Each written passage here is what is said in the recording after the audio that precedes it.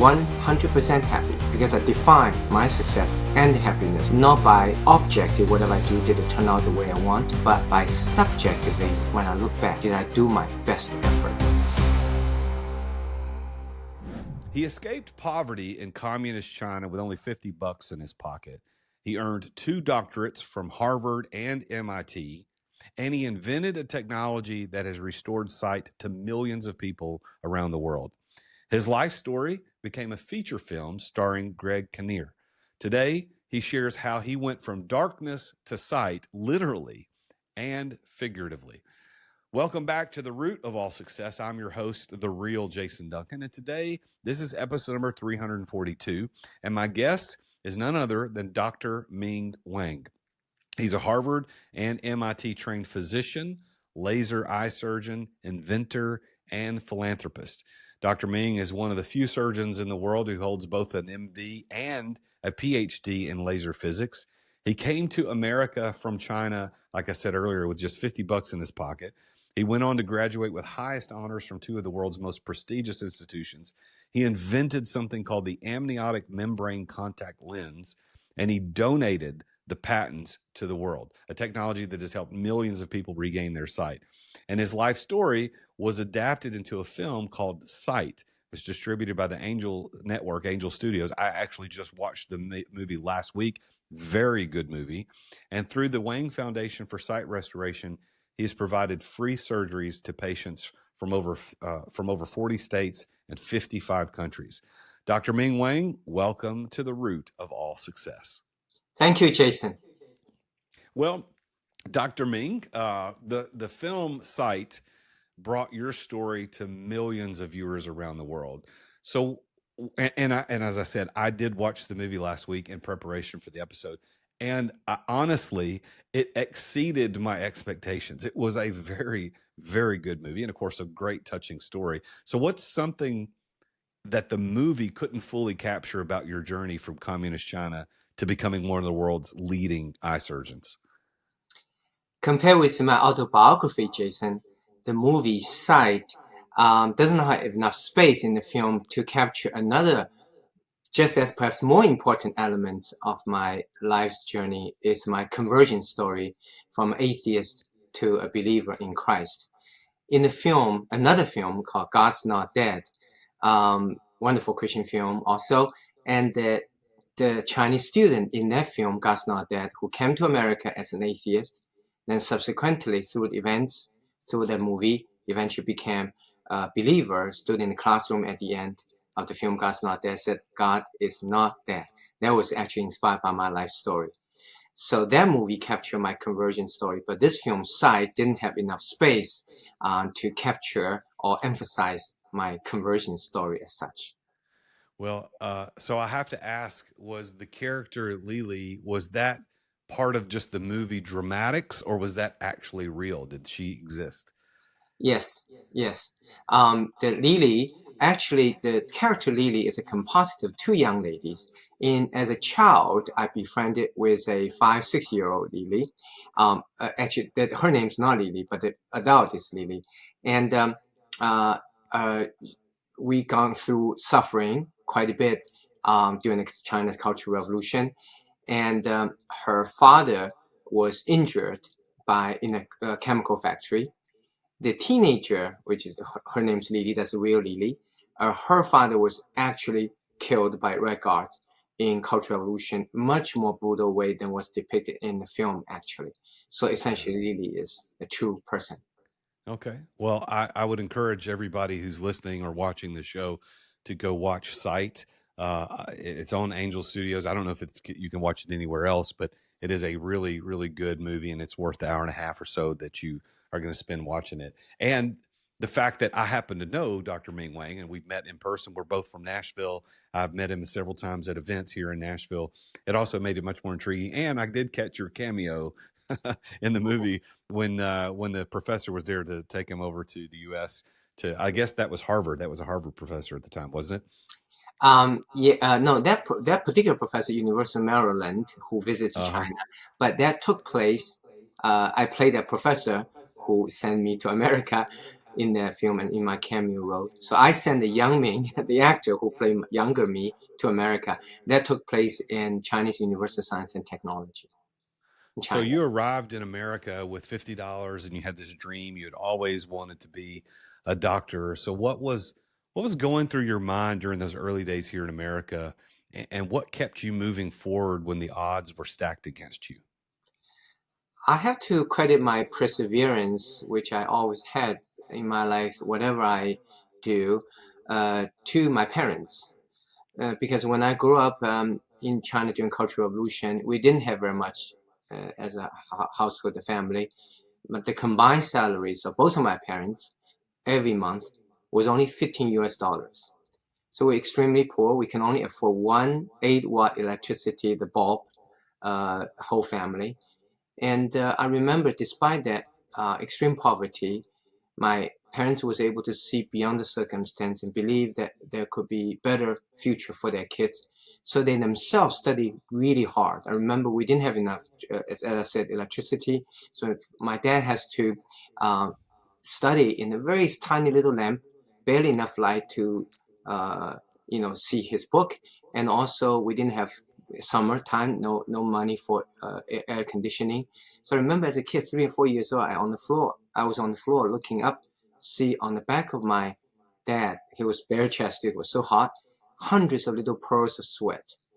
And so that visual impression and their behavior imprinted me as a child to persevere whatever difficulty that I've encountered in life. So growing up during that Cultural Revolution, education was actually discouraged. And in the movie, they depict where they came in and they tore the school building up, burned all the books, and it was dangerous. People got hurt, killed. So how did you develop your love for learning in an environment that was designed to suppress it? Yeah, indeed, Jason. During Cultural Revolution, all universities were shut down for 10 years from 1966 to 76, and all the high school graduates were sent away to labor camp for life. 20 million of the high school graduates were sent away for labor camp for life. And so I faced that devastating fate of deportation. And it was my parents who encouraged me to pick up a Chinese violin, erhu, to play and learn how to dance. Because if you could play an instrument, if you could dance, you can get into government song and dance troupe, therefore avoid being sent away to labor camp, being allowed to stay in the cities, because the government still need musicians and dancers in the cities.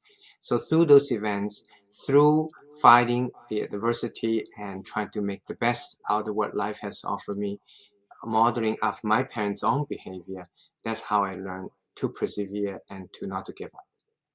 And you, as the movie depicts, you essentially completed 4 years of college or 4 years of high school or 3 years of high school in just a few weeks to take the entrance exam. How real was that, and how hard was it? It was all true. And it was very interesting that 1976, the Cultural Revolution ended. My father came home with a newspaper and he said, university will be reopened now. First time in 10 years, the university reopened. So I only had a junior high school graduate because I got kicked out of school 3 years prior at age 14. I never had the 10th, 11th, 12th high school. And my parents said, you need to go back to school. And I was so happy to hear that. I thought I'd never be able to go beyond junior high. But they want me to jump straight ahead tomorrow, next day, to 12th graders. Have never studied 10th, 11th, 12th. And against other 12th graders for their less than 1% chance of getting to college. Why they want me to do that rather than allow me to study steadily 10th, 11th, 12th is because they were afraid the government could change their mind again and shut down college the following year for another 10 years. You see, for people who did not have freedom, when freedom came, however briefly, they appreciate it. They want to take full advantage of it because they know it may not come back again. You're one of the few people in the world that both has both an MD and a PhD in laser physics. How do those two disciplines work together in your approach to restoring sight? Great question. I got my PhD first at University of Maryland, finished postdoc at MIT. So at age 26, I was a laser physicist. Then I realized that medicine today is so technologically driven. And it's not just medicine, it's more and more about the technology that we use in medicine. However, most medical doctors got MD training, but they did not have a chance to go in depth to be trained in another half of medicine, which is technology. So I realized that now I have a PhD in laser physics. If I got my second doctorate degree, this time in medicine, I will be a one-of-a-kind laser eye surgeon who knows not just medicine, but also technology. I perform over 55,000 laser vision corrections now, including on over 4,000 doctors. Actually, Jason, I published 10 textbooks in ophthalmic surgery technology to help teach and train all other doctors who did not get a chance to study laser technology in depth as I did. Now, in the movie, your co-doctor in the institute, who was played by Greg Kinnear, he wore glasses, and you throughout the movie, you were like, "Let me fix your eyes," and he kept saying no. Did he ever get his eye corrected, or was Yeah, that just a funny part of the movie? no, that was all true. All these years, I want to fix his eyes because he couldn't see well, and he always make joke of me, saying, "No, no, I can't trust you." But at the end of the movie, actually after the movie, he did have his eyes corrected, and I did do that. Oh, wow! Now, you invented the amniotic membrane contact lens, and then you donated that patent and all the patents will associate with it to the world. And that's a very unusual move in a field where patents can be worth millions and millions of dollars. What drove that decision for you? I invented the amniotic membrane contact lens, which is a contact lens using placenta to help adult or post, after birth people healing. Because trauma-caused eye blindness due to scarring is one of the leading causes of blindness worldwide. And there was no treatment. In the film side, we see the 5-year-old Indian blind orphan, Kajal, who came to America by our foundation, and she was blind due to injury of the eye. So I started my research and eventually realized that the way to do fetal research without hurting the baby at the same time is to use the placenta. So I invented placenta amniotic membrane contact lens. When we put the placenta contact lens on to injured eyes, indeed, eye scar is much reduced because eyes feel like as if they were not born yet, and eyesight restored.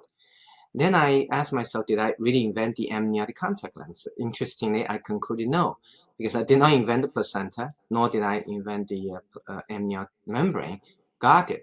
As a scientist and a Christian, I was lucky to be given by God a wonderful opportunity to catch a little glimpse of part of His original creation. So credit goes to Christ. So I decided to donate my patent, and I even went around the world and taught over 10,000 eye doctors free of charge how to use the technology. Today, amniotic membrane contact lens technology, which described in the film site, is a $5 billion a year industry worldwide now. Millions of patients throughout the world have been helped. And some people say, oh, Ming, you're stupid. In the process, you did not make any money yourself. My answer is that I don't think I'm stupid. I just merely recognize where the credit should go to. Wow. So you've performed now tens of thousands of surgeries, including many what are called last hope cases, and that other surgeons have turned away. So what goes through your mind when a patient comes to you after being told that nothing more can be done? Yeah, that's my passion for life. And sometimes people say, why you have this foundation to help blind orphan children doing this charity work? My answer is very simple. When I see a kid in darkness today, I know how they feel because I used to be in darkness myself as a teenager in China during Cultural Revolution. As a 14-year-old, I did not have any future during Cultural Revolution in China then. So when I see some child today in darkness, I can feel what they feel, the pain, and I want to help bring them out of darkness into light. And the people say, why you work so hard? And I live for that moment when somebody, despite all other medical attempts by or other doctors fail, the person's in darkness. Through my work and through God's blessing guiding my work, if I can bring that person out of darkness for that moment when I remove the patch you see in the film site at the end, that young patient, the blind orphan child Maria, says, "I'm so pretty." Looking in the mirror, saw herself first time in her life. That's the moment that I live for. Was there ever a moment, either in China or in America, when you nearly gave up on your path? Yes, many times I nearly give up.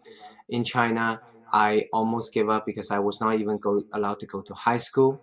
And after come to America, I was very poor. I only had $50, Chinese English dictionary, and couldn't speak English. I knew no one in this country, so I fought hard and almost gave up. And also, when I wanted to go to medical school, applying for med school in America, I was racially discriminated against because the professor said, "Oh, you're Chinese, you're no good.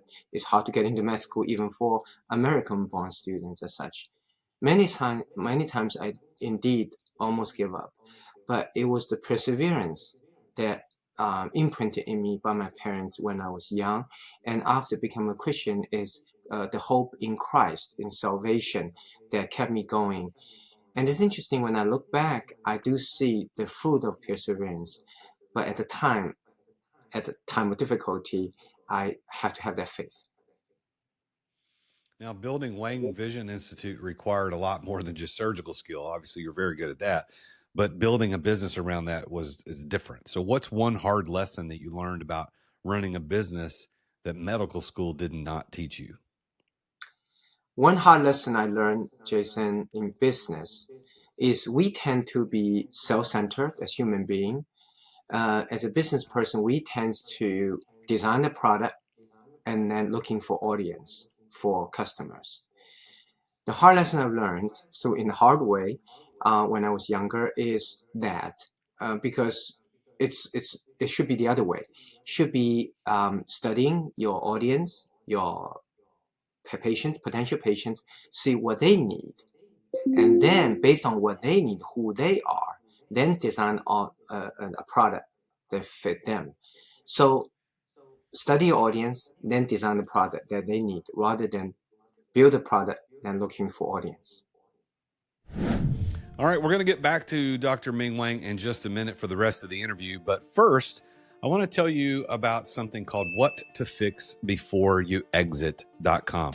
A lot of you are entrepreneurs. Some of you perhaps are thinking about selling your company at some point. Maybe you're one of the baby boomers, millions of baby boomers who are looking to eventually sell your business. Well, did you know that 83% of businesses that list for sale actually never sell?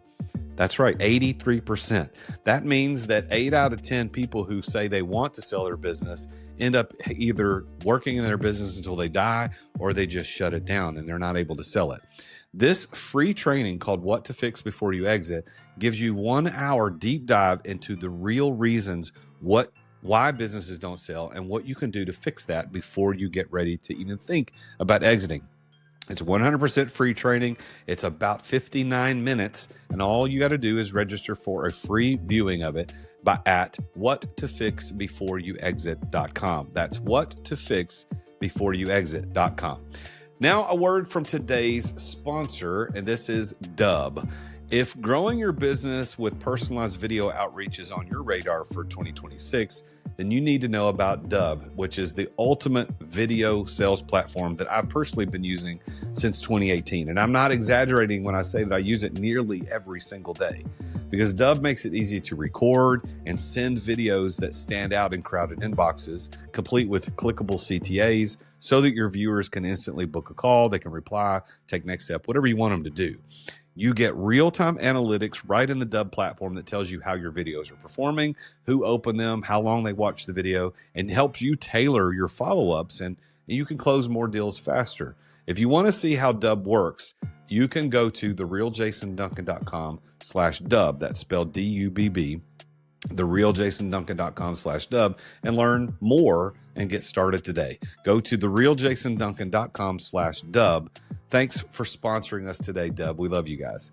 Now back to the show. So, Dr. Ming, what through the Wang Foundation, you've provided free sight restoration surgeries to patients from over 55 countries. Is there one story from that work that stays with you always? Yes.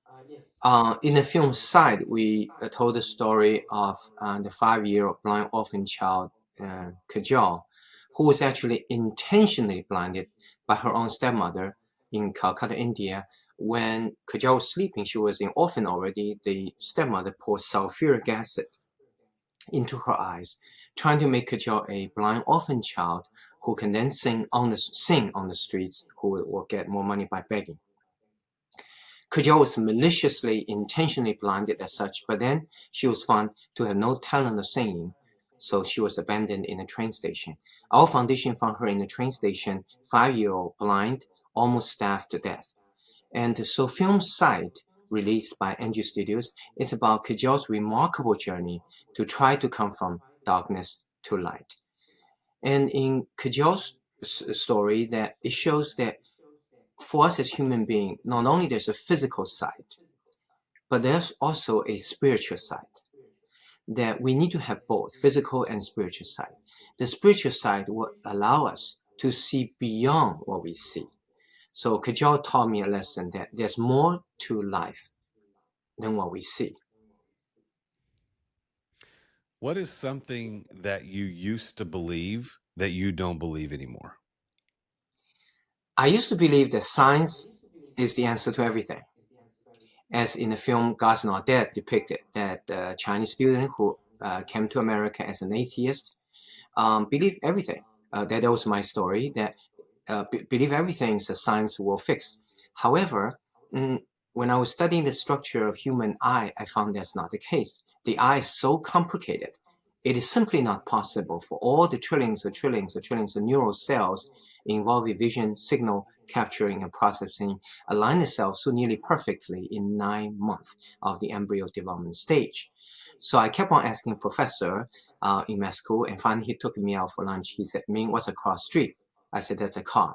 He said, "What's the difference between a car and a human eye?" I said, "Well, human eye is a lot more complicated." He said, "Okay, can you believe a pile of random pieces of metal on the street form itself into a car?" I said, "No way." He said, "How about human eye?" Right there, he opened a window in my life, making me realize that the human eye is so complicated, but yet can form nearly so perfectly most of the time, is because it did not form of randomness. It formed with a purpose, and that purpose is for vision. There's a designer behind it. And going from there, having a realization there's a creator, to eventually become a Christian, knowing design has a name in Jesus Christ, that took me several more years, which is talked about in my autobiography, From Darkness to Sight, for which the film Sight is based on. So I used to be an atheist. Now I'm a believer. I used to believe science will solve all the problems. Now I realize that we need both science and faith to work together. Science gives us the tools, and faith in Christ give us the purpose, what we're going to use the tools for. In my case, is to help those blind orphan children. This is the root of all success. So I got to ask you a few success questions. What would you think, if you look back over your career, what has been the one key that has unlocked success for you more than anything else? I think the biggest key that have unlocked in terms of my effort trying to do something worthwhile is the entire redefinition of the definition of success. I used to think, as human nature dictates, that success is defined by whatever I do. Did it turn out the way I want or not? And I found that most of us, 50% things we do are successful, 50% are not successful. So 50% time I'm not happy. Then I said, you know what? That definition, the classic definition of success, is wrong. So I realized that many years ago, I redefined fundamentally my definition of success. Instead of objectively, whatever I've done, did it turn out the way I want, to subjectively, in the process of doing that, did I do my best? So I redefined my definition of success, and something interesting happened after that. Because afterwards, when I look back, I'm a human being. I want to be happy like everybody else. And I want to be happy. So I want to see, since my happiness depends on if I've done my best or not. And I end up looking back, say, I could have done this better in terms of my personal effort wise. So it become a positive loop. Every time looking back, I realize something else I could have done in my effort. So that positive loop reinforces itself. Nowadays, everything I do, irrespective whether objectively is successful or not, I always put 99% of my effort because I want to look back and be happy. So the biggest key for me in terms of doing something worthwhile in my life is completely redefine our definition of success from the traditional definition, which is objectively, whatever we do, did it turn out the way we want, to subjectively. In the process of doing that, did we do our best?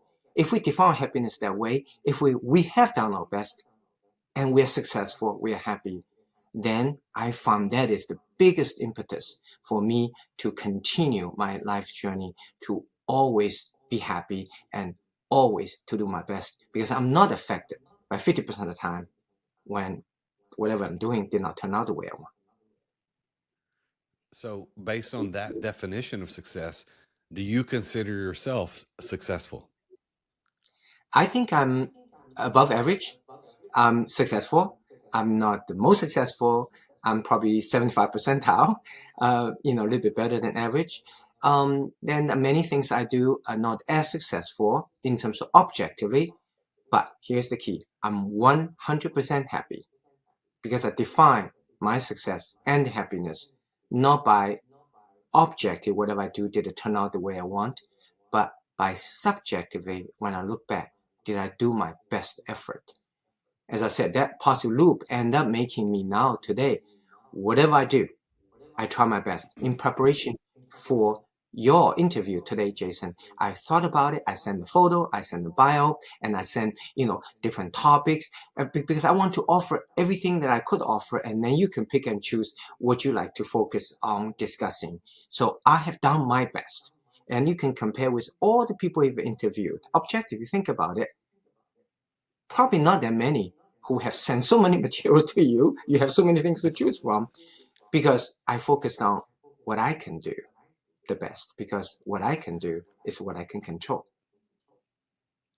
Well, I love that, and that certainly is evident in how you prepared for the episode. So, thank you for doing that. I've got 3 rapid fire questions to ask you as we close out our conversation today. Are you ready for those? Yes. All right. What's one book that shaped your thinking the most? The biggest thing shake my thinking the most is I'm not center of the universe. God is. I'm a servant of God. At the same time, I cannot be lazy. God only works his miracle through me. I'm a vehicle. So I have to do my homework, but I will leave the result to God. If you could have dinner with any scientist or inventor from history, who would it be? Albert Einstein, because Albert Einstein to me stands out because he was able to think out the box. He was the first one to propose that time is another dimension, not just space X, Y, Z, but time T is the fourth dimension, space-time. And I want to live like Albert Einstein. They always think creatively out the box. All right. And the last of the questions I want to ask you today is, what's one place in the world that brings you peace? Oh, great question. I think the place that probably bring me the most peace will be a revisit to my hometown in China, Hangzhou, and to be with my childhood friends, classmates, and have the Chinese dumpling and all the traditional food and seeing the relative. I think as a human being, I realized that being with people I love, that I grew up with, my family, is the most peaceful place for me. How often have you been able to get back to China? Very often, because I have been teaching pro bono to Chinese eye doctors, trying to help China improve its level of healthcare. And I believe in the sharing of wisdom and technology and knowledge among all human beings. I truly believe that we're living in a divided, polarized world, and the only way for human race to flourish is to overcome that polarization and find that common ground once again. Dr. Ming, thank you so much for choosing to be on my show today. I know you're a very busy man, got lots of things going on, and spending time talking to me on the podcast It's probably not at the top of the priority list, but I am honored that you sat down with me and had this conversation. Congratulations on all your success, and God bless you for all the good you've done in the world. I appreciate that very much. I'm going to tell people how to get in touch with you. If you want to go to his website, you can go to wangvisioninstitute.com, wangvisioninstitute.com, or if you want to just go learn more about him directly, go to drmingwang.com. All of this will, of course, be in the show notes. But Dr. Ming, is there anything you want to leave us with today? I'll give you the last word on today's show. I really appreciate the opportunity to be on the real Duncan show, Jason Duncan show. And also, I wanted to encourage everyone, as Jason did, to watch the film Side by sharing the free movie link, which is side.mingwang.com. You're literally helping our Side Foundation by spreading the word what we do and in helping blind orphan children so that more blind orphan children around the world could be helped. Thank you. All right. Thank you, Dr. Wang. All right. You know what time it is. It's time for another edition of JD's Public Service Rants. This is where I call out the little things that shouldn't have to be said, but clearly they do. So if you're guilty of this one, well, consider yourself officially put on notice. I'm talking to you, the person standing in line behind me like you're trying to merge into my lane. You do not need to be close enough for me to know what you had for lunch. I'm not going anywhere. The line isn't moving faster because you're breathing on my neck. So listen here. Back up, buddy. Give me the length of a shopping cart. I don't care if it's the coffee shop, the grocery store, or the TSA line.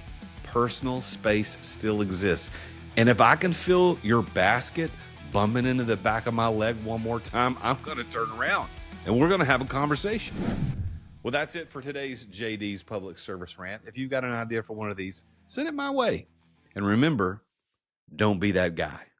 Thank you, listener, for tuning in today to listen to this show. What a great conversation and what a great story to know that this one man has affected so many millions of people through his dedication to doing the right thing and pursuing his passion. And think about the example that you're setting for your kids. I mean, think about the story he told, looking up at his dad and seeing those sweat droplets on his back, and know that his dad persisted, and that instilled and imprinted upon him this idea of work ethic and to do the right thing. So don't ever underestimate your influence on your kids if you have kids, and make sure that you tune into stories like Dr. Ming so you understand what's possible. So go take a look at Sight on the we'll have this in the show notes there too, but go take a look at Sight. It's on Angel Studio. You can watch it, and it's a really great movie. But thank you again for tuning in. Thank you, Dr. Wang, for being here, and I will talk to you next time on the next episode when I interview yet another very successful person about his or her journey to success.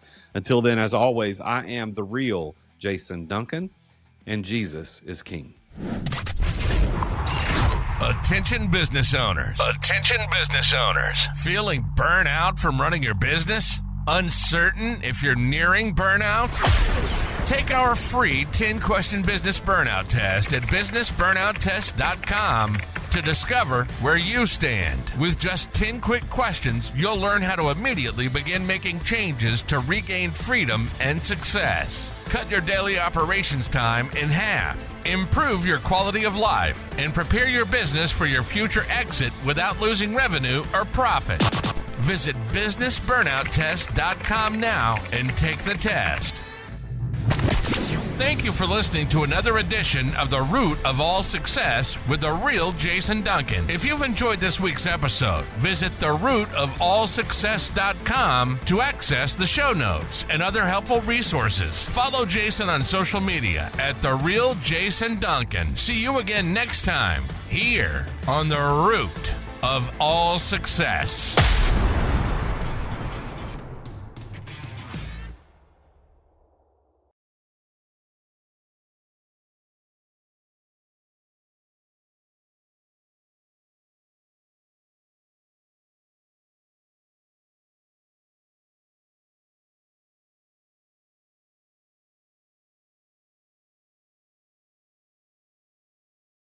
This podcast is a part of the C-Suite Radio Network.